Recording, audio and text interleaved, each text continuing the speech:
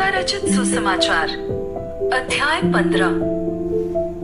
सब चुंगी लेने वाले और पापी उसके पास आया करते थे ताकि उसकी सुने। और फरीसी और शास्त्री कुड़कुड़ा कर कहने लगे, यह तो पापियों से मिलता है और उनके साथ खाता भी है।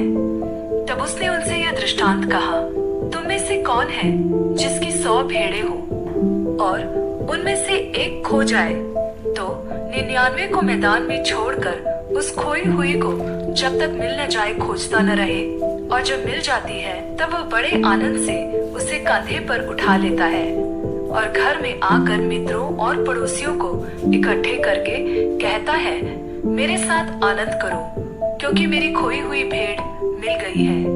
मैं तुमसे कहता हूँ कि इसी रीति से एक मन फिराने वाले पापी के विषय में भी स्वर्ग में इतना ही आनंद होगा जितना कि 99 ऐसे धर्मियों के विषय नहीं होता जिन्हें मन फिराने की आवश्यकता नहीं। या कौन ऐसी स्त्री होगी जिसके पास 10 चांदी के सिक्के हो और उनमें से एक खो जाए तो वह दिया जलाकर और घर झाड़ बुहार कर जब तक मिल न जाए जी लगाकर खोजती न रहे, और जब मिल जाता है तो वह अपने सखियों और पड़ोसियों को इकट्ठी करके कहती है कि मेरे साथ आनंद करो क्योंकि मेरा खोया हुआ सिक्का मिल गया है। मैं तुमसे कहता हूँ कि इसी रीति से एक मन फिराने वाले पापी के विषय में परमेश्वर के स्वर्गदूतों के सामने आनंद होता है। फिर उसने कहा, किसी मनुष्य के 2 पुत्र थे। उनमें से छोटे ने पिता से कहा, हे पिता, संपत्ति में से जो भाग मेरा हो वह मुझे दे दीजिए। उसने उनको अपनी संपत्ति बांट दी। और बहुत दिन न बीते थे कि छोटा पुत्र सब कुछ इकट्ठा करके एक दूर देश को चला गया और वहां कुकर्म में अपनी संपत्ति उड़ा दी। जब वह सब कुछ खर्च कर चुका तो उस देश में बड़ा अकाल पड़ा और वह कंगाल हो गया। और वह उस देश के निवासियों में से एक के यहाँ गया। उसने उसे अपने खेतों में सूअर चराने के लिए भेजा और वह चाहता था कि उन फलियों से जिन्हें सूअर खाते थे अपना पेट भरे, क्योंकि उसे कोई कुछ नहीं देता था। जब वह अपने आपे में आया तब कहने लगा, मेरे पिता के कितने ही मजदूरों को भोजन से अधिक रोटी मिलती है और मैं यहाँ भूखा मर रहा हूँ।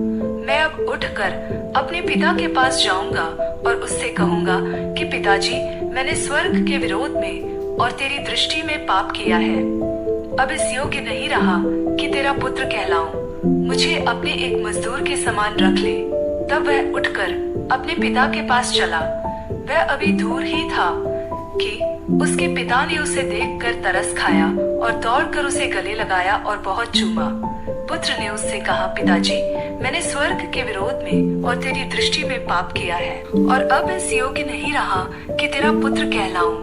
परंतु पिता ने अपने दासों से कहा, झट अच्छे से अच्छा वस्त्र निकाल कर उसे पहनाओ और उसके हाथ में अंगूठी और पाँव में जूतियां पहनाओ और बड़ा भोज तैयार करो ताकि हम खाएं और आनंद मनाएं। क्योंकि मेरा यह पुत्र मर गया था फिर जी गया है, खो गया था अब मिल गया है।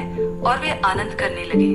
परंतु उसका जेठा पुत्र खेत में था और जब वह आते हुए घर के निकट पहुंचा तो उसने गाने बजाने और नाचने का शब्द सुना।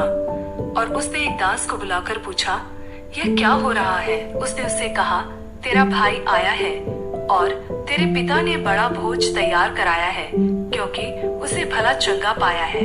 यह सुनकर वह क्रोध से भर गया और भीतर जाना न चाहा, परंतु उसका पिता बाहर आकर उसे मनाने लगा। उसने पिता को उत्तर दिया, देख, मैं इतने वर्ष से तेरी सेवा कर रहा हूँ और कभी भी तेरी आज्ञा नहीं टाली, फिर भी तूने मुझे कभी एक बकरी का बच्चा भी न दिया कि मैं अपने मित्रों के साथ आनंद करता। परंतु जब तेरा यह पुत्र जिसने तेरी संपत्ति वेश्याओं में उड़ा दी है आया तो उसके लिए तूने बड़ा भोज तैयार कराया।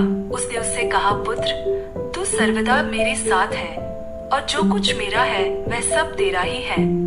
परंतु अब आनंद करना और मगन होना चाहिए क्योंकि यह तेरा भाई मर गया था फिर जी गया है, खो गया था अब मिल गया है।